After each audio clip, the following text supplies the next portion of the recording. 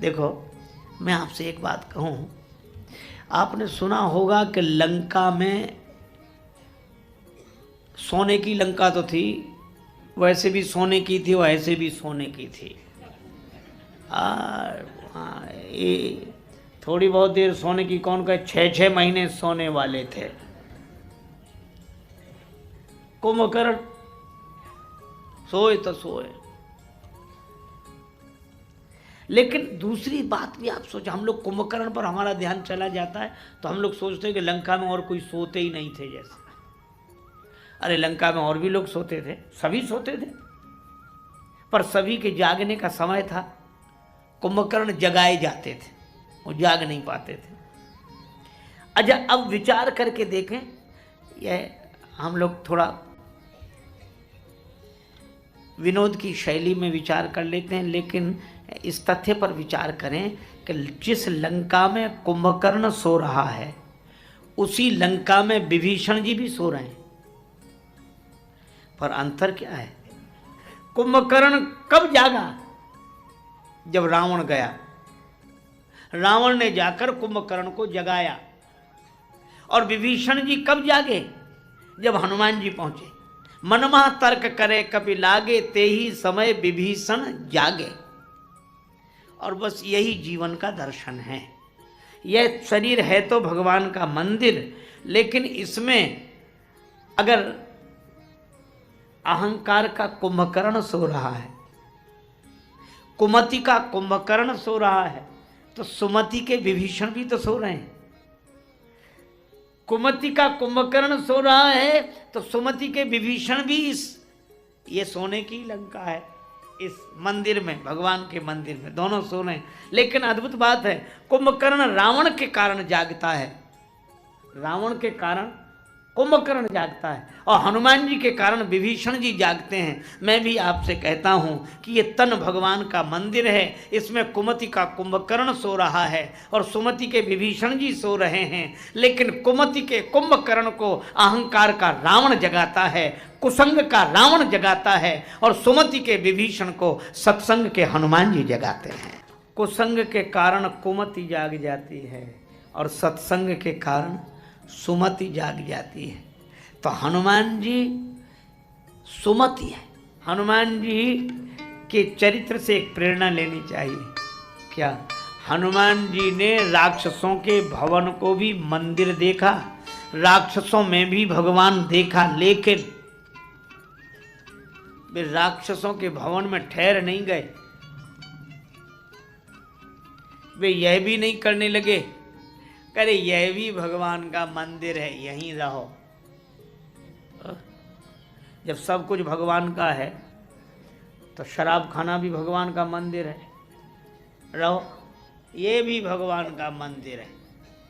हनुमान जी ठहरे नहीं, उसमें दोष दृष्टि नहीं की, सब भगवान की लीला है, भगवान का मंदिर है। लेकिन सब भगवान का मंदिर है। अच्छा, सब में भगवान है यह जान लो, बिल्कुल सही बात है। तो क्या सब में भगवान है तो सांप में भगवान नहीं है? डालो गले में कि हे भगवान आइए। तो हनुमान जी के चरित्र से यह प्रेरणा लेनी चाहिए, सेवक कौन का सब में भगवान को देखे, सब भवनों को भगवान का मंदिर समझे, लेकिन ठहरे वहां कहां? जहां कुमति का कुंभकर्ण न हो, जहां सुमति के विभीषण हो, वहां ठहरे। बस यह सेवक की प्रवृत्ति है, यह संत की प्रवृत्ति है। और हनुमान जी ने देखा कि जैसे विभीषण जी राम राम कर रहे हैं, राम राम स्मरण करने वाले विभीषण जी से हनुमान जी मिले। अब एक बात अंत में कहती हूँ, चर्चा को विराम। विभीषण जी को भी हनुमान जी ने राम कथा सुनाई। अच्छा, अब चर्चा आई इसलिए कह रहा हूं, विभीषण जी को हनुमान जी में राम जी दिखते हैं कि तुम राम दीन अनुरागी, और अपने को क्या समझते हैं?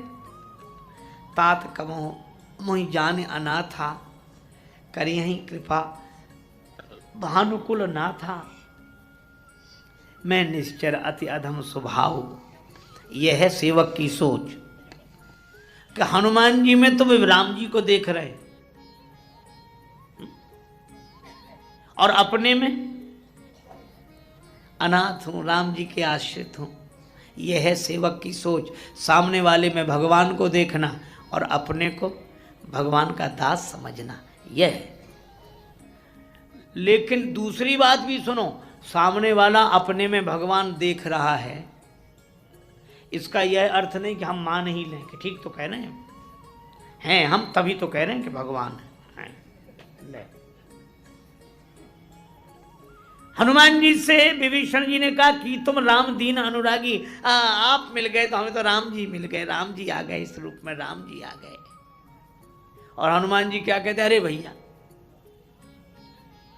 अस में अधम सखा सुन मोहु पर रघुवीर, कीनी कृपा सुमिर गुण भरे बिलोचन नीर। ये दो भक्त मिलेंगे तो एक दूसरे में भगवान देखेंगे और अपने को तुच्छ समझेंगे, भगवान का सेवक समझेंगे। हम लोगों ने उल्टा पाठ पढ़ा है, सामने वाले में भगवान दिखें और अपने में दैन्य भाव के कारण दास रूप दिखे तो ठीक। हम लोगों को अपने में भगवान दिखते, बाकी सब हमें दास दिखते हैं, जितने सब सेवक है हम भगवान। एक बार एक महात्मा के पास एक सज्जन गए, बोले महाराज हमने पढ़ लिया है ग्रंथ तो ये कह ही रहे हैं कि आत्मा सो परमात्मा, तो हम भी तो आत्मा हैं, तो परमात्मा ही हुए। महात्मा बोले कि हाँ ठीक है, चाहते क्या हो? बोले बहुत दिन हो गए, पढ़ने लिखने का कम से कम इतना तो फायदा हो कि हम भगवान हो जाएं। कुछ लोग भगवान होने की बात है, भगवान का होना चाहिए, भगवान के भक्त होना चाहिए। महात्मा बोले कि होने की जरूरत क्या है, तुम तो हो ही।